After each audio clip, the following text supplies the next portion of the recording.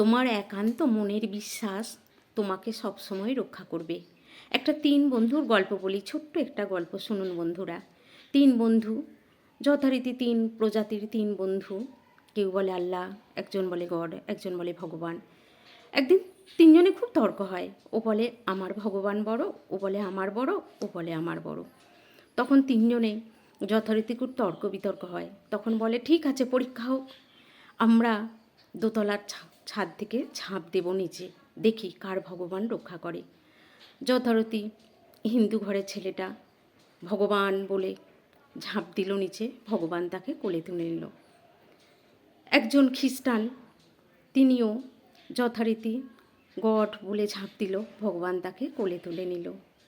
আর একজন ছিলেন যে ব্যক্তি, তিনি ভাবছে ওদের তো ঠিক হয়ে গেল, ওদের ভগবান ওদিকে রক্ষা করে নিল, ঠিক আছে আমি 3 জনকেই ডাকবো, আল্লাহ গড ভগবান নিশ্চয়ই আমাকে আরও অনেক রক্ষা করবেন।